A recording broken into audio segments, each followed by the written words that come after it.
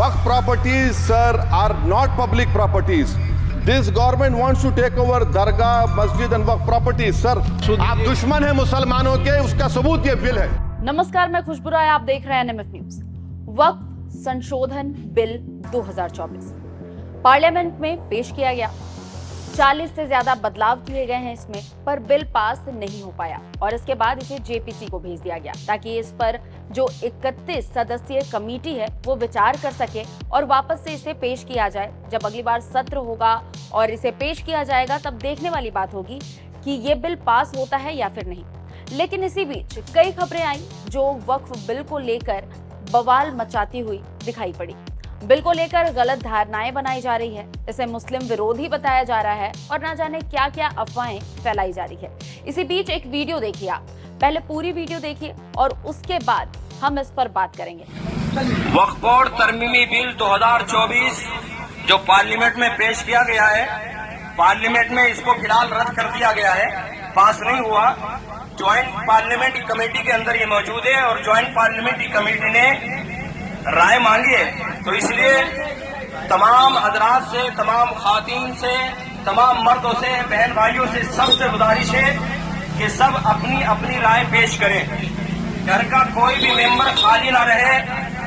बच्चे बच्चे के पास मोबाइल है, अपने फोन के जरिए से इस बिल के खिलाफ राय पेश करें। याद रखिए, ये बिल अगर पास हो गया तो हमारी मस्जिदें छिन जाएंगी, मदारिस छिन जाएंगे, कब्रिस्तान छिन जाएंगे और वक्फ बोर्ड की लाखों की तादाद में जो प्रॉपर्टी है वो सब छिन जाएगी।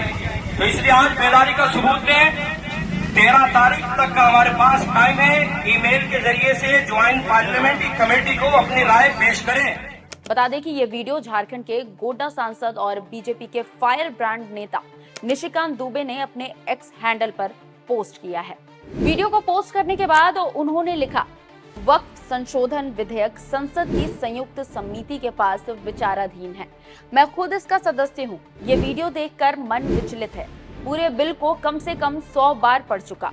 इस बिल की कौन सी धारा में मस्जिद, कब्रिस्तान, दरगाह, मदरसा पर सरकार कब्जा करने का कानून ला रही है?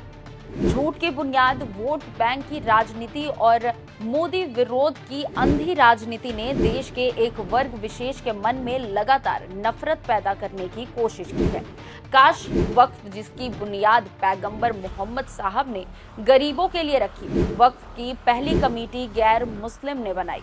उनके आदेश पर मुस्लिम समाज गरीब मुसलमानों के हित में सोचकर कमेटी को बताता।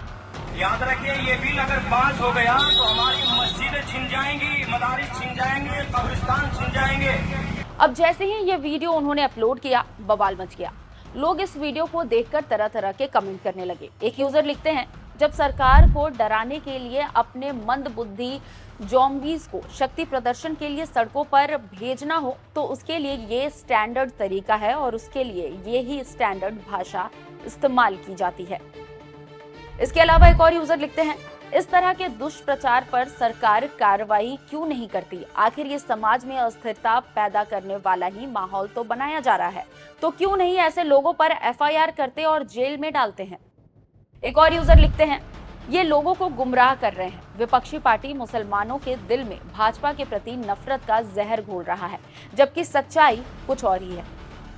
एक और यूजर लिखते हैं, सरकार को अतिशीघ्र संज्ञान में लेना चाहिए, नहीं तो इसकी जाहिलियत देश में फिर अराजकता पैदा कर देगी। एक और यूजर लिखते हैं, सर इन जैसे जाहिल लोगों पर कानूनी कार्रवाई क्यों नहीं करते हैं? ये लोग जब दंगा फैला देंगे तब सरकार की नींद खुलेगी। इसके अलावा एक और यूजर लिखते हैं, आजकल झूठे मनगढ़ंत प्रोपेगेंडा की रचयिता ही काबिल मानी जाते हैं। अभिव्यक्ति की स्वतंत्रता के नाम पर ऐसी नौटंकियां कब तक? कुछ लोगों को ये वीडियो और ये लोग शायद सही लग रहे होंगे, इसलिए मैं आपको वक्फ को लेकर कुछ अहम बातें बताऊंगी कि एनडीए सरकार ने वक्फ बिल में क्या क्या बदलाव किए हैं। इसके बाद आप इसे जानकर बताइए कि क्या सच में वक्फ बिल में संशोधन करने की जरूरत नहीं थी? क्या इनकी शक्तियों पर लगाम लगाने की आवश्यकता नहीं थी? वक्फ को लेकर अहम बातें। भारत में रेलवे और सेना के बाद देश में सबसे ज्यादा जमीन वक्फ बोर्ड के पास है। अल्पसंख्यक मंत्रालय के अनुसार वक्फ के पास 8,65,646 संपत्तियां हैं। कुल संपत्तियों में से 80,000 संपत्ति केवल बंगाल में है। इसके अलावा यूपी और बिहार में भी कई संपत्तियां हैं।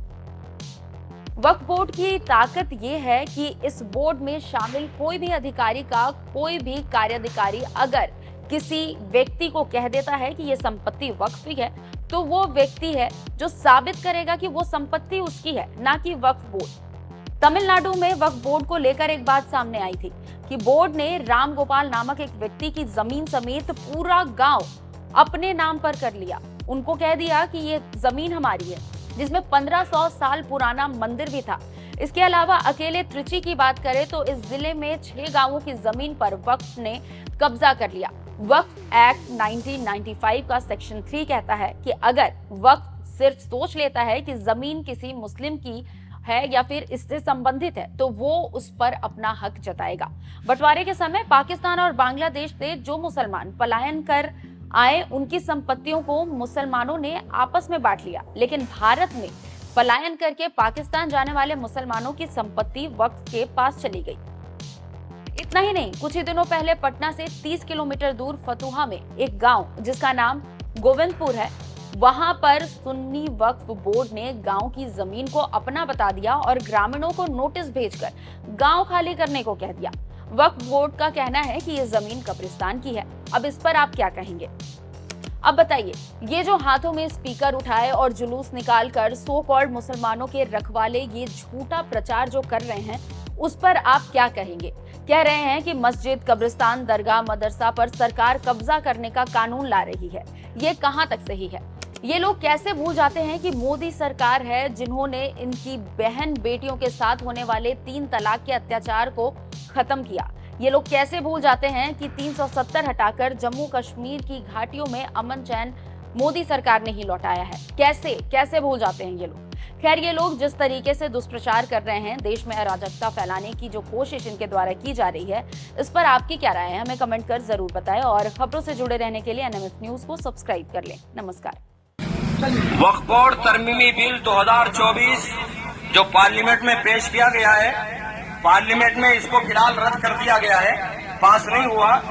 ज्वाइंट पार्लियामेंट्री कमेटी के अंदर ये मौजूद है और ज्वाइंट पार्लियामेंट्री कमेटी ने राय मांगी है। तो इसलिए तमाम हजरात से, तमाम खातीन से, तमाम मर्दों से, बहन भाइयों से सबसे गुजारिश है कि सब अपनी अपनी राय पेश करें। घर का कोई भी मेंबर खाली ना रहे। बच्चे के पास मोबाइल है, अपने फोन के जरिए से इस बिल के खिलाफ राय पेश करें। याद रखिए, ये बिल अगर पास हो गया तो हमारी मस्जिदें छिन जाएंगी, मदारिस छिन जाएंगे, कब्रिस्तान छिन जाएंगे और वक्फ बोर्ड की लाखों की तादाद में जो प्रॉपर्टी है वो सब छिन जाएगी। तो इसलिए आज बेदारी का सबूत दें। 13 तारीख तक का हमारे पास टाइम है। ईमेल के जरिए से ज्वाइंट पार्लियामेंट्री कमेटी को अपनी राय पेश करें।